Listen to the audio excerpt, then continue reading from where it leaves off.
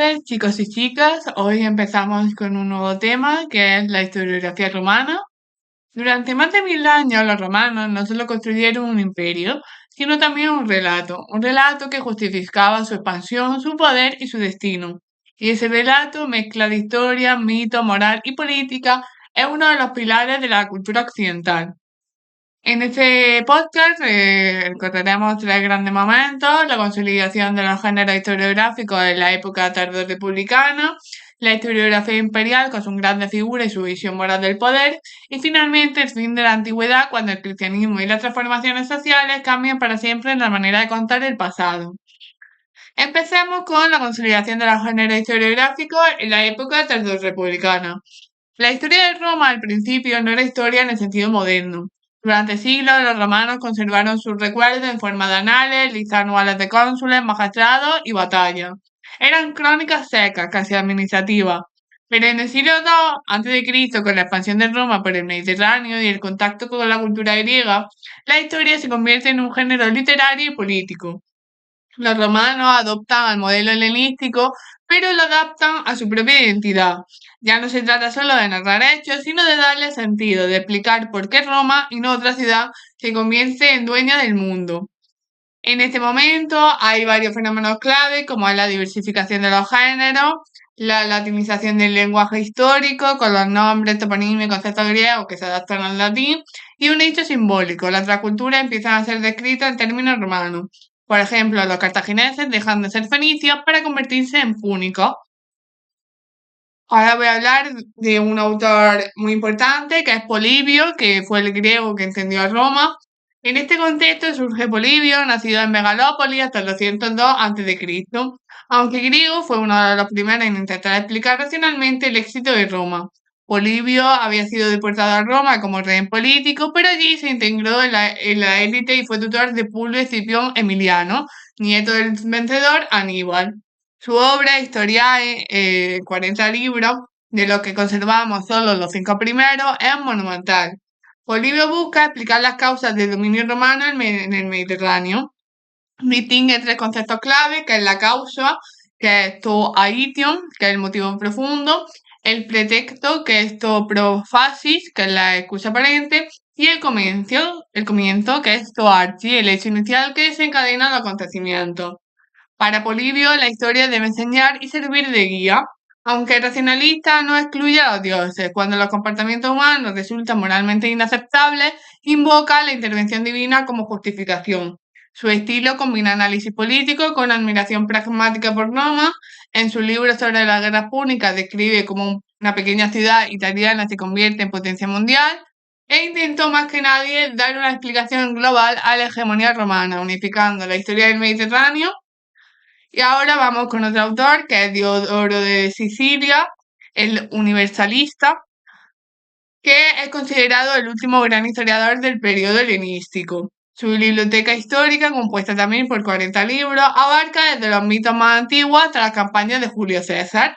De ellas se conservan unos 15 libros suficientes para apreciar su ambición, que era crear una historia universal donde cada civilización ocupe un lugar equivalente en el desarrollo de la humanidad.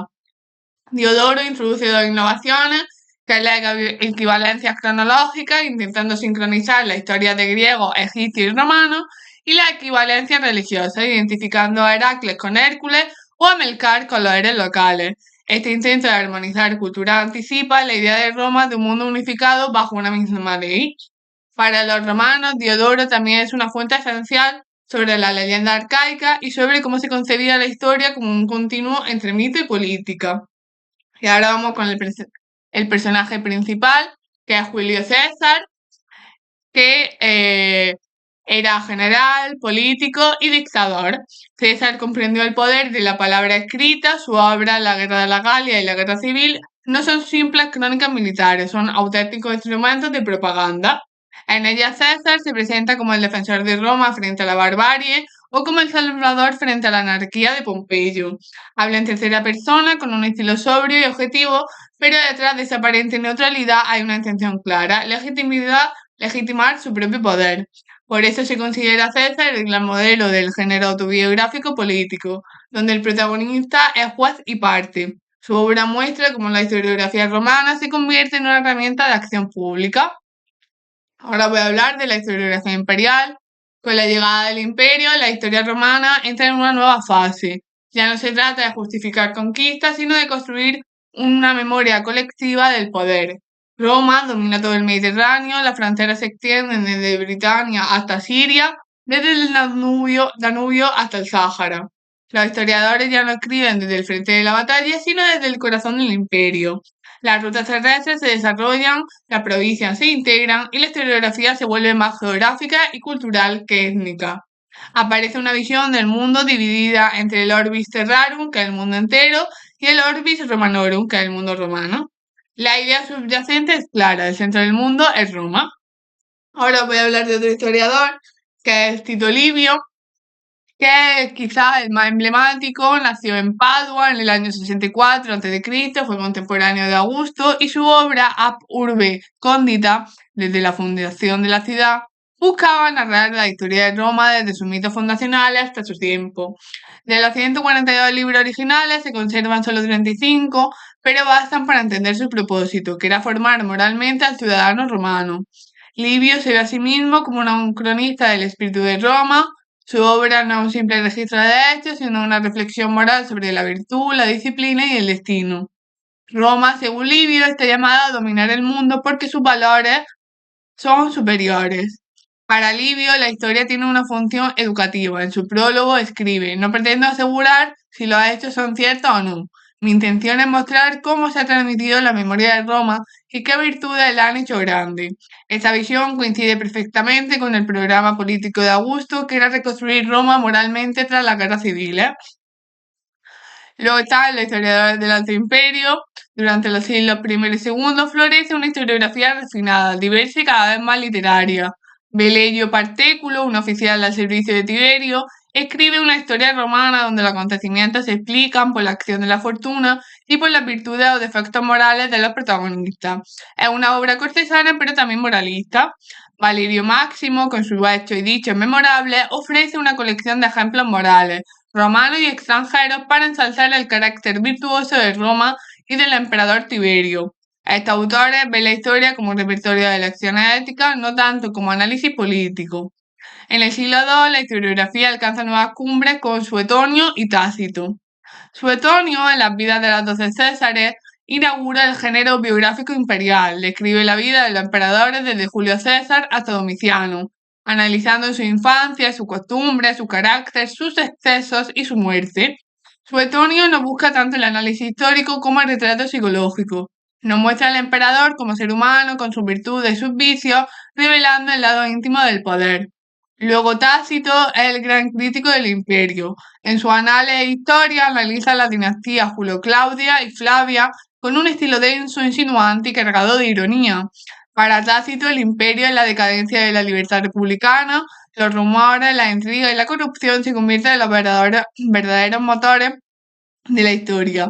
Su estilo conciso y moralista influiría profundamente en los historiadores modernos. Con él la historia se convierte en un juicio sobre el poder.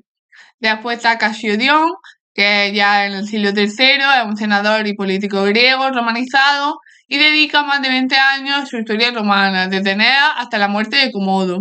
Es la síntesis definitiva de la historia imperial, una obra de erupción, pero también una reflexión sobre la fragilidad del poder. Después está la historiografía romana de mujeres, que es un aspecto menos conocido, pero que lo sabemos por testimonios indirectos que entre los tiempos de Cicerón y Domiciano, es decir, entre finales de la República y el Bajo Imperio, existieron al menos 20 autoras que escribieron historia. Sin embargo, ninguna de sus obras se ha conservado. Solo conocemos su nombre o referencia a ella a través de hombres, generalmente en tono insultante o despectivo. Eran mujeres vinculadas a la corte o al entorno del emperador, lo que despertaba recelo entre los escritores masculinos. Su ausencia nos recuerda que la historia oficial de Roma fue escrita por y para hombres, y que buena parte de la experiencia femenina quedó fuera del registro histórico. Ahora vamos con el fin de la antigüedad. A partir del siglo III, Roma entra en una profunda transformación. Las crisis políticas, las invasiones, la inflación y los cambios sociales alteran el orden tradicional. Pero más que un colapso inmediato, fue un proceso de lenta mutación. Entre los años 240 y 270, tanto en Oriente como en Occidente, Roma vive un periodo de ajuste. Se adoptan medidas dispares pero eficaces para mantener el sistema un año más y se producen cambios en la estructura jurídica, intelectuales y mentales. No hubo una destrucción total del tejido social, pero sí una reorganización profunda. Algunos indicios materiales, como las villas destruidas u ocultamiento de tesoros, reflejan inseguridad, pero no un colapso general. El edicto de Gallieno en el 262 después de Cristo reduce el poder de las familias senatoriales sustituidas por una nueva élite ecuestre y provincial. El ejército y la iglesia se convierten en los nuevos ejes de poder.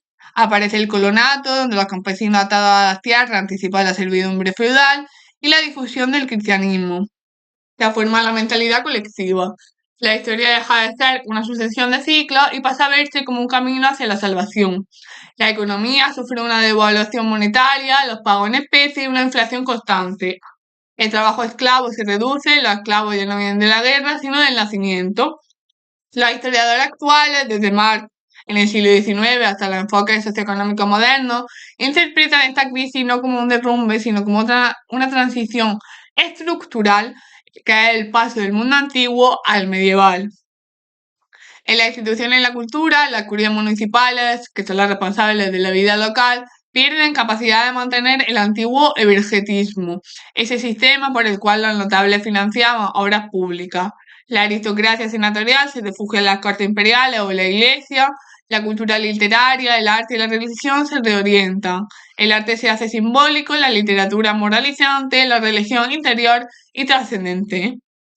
La fuente tardía. En este periodo encontramos testimonios de gran valor como Cipriano de Cartago, que era un obispo y mártir, que expresa una visión apocalíptica del mundo. El fin se acerca, el sufrimiento actual es parte del plan divino. Dion Casio, ya mencionado, critica la política antisenatorial de Séptimo Severo. Herodiano, y el historiador griego del siglo III, describe la pérdida de privilegio y el sentimiento de decadencia entre las élites. Las vitales del siglo IV, que son las colecciones de biografías imperiales, clasifican a los emperadores en buenos y usurpadores, reforzando la idea de un orden legítimo frente al caos. En conclusión, la historiografía romana no fue una simple recopilación de hechos, fue una forma de pensamiento político y moral. Desde los anales de la República hasta las crónicas cristianas del Imperio, los romanos escribieron historias para explicar su destino.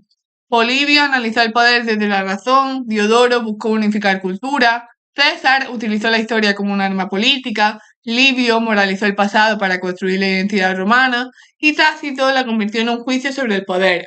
En el ocaso del imperio, la historia cambió de piel, pero no de espíritu.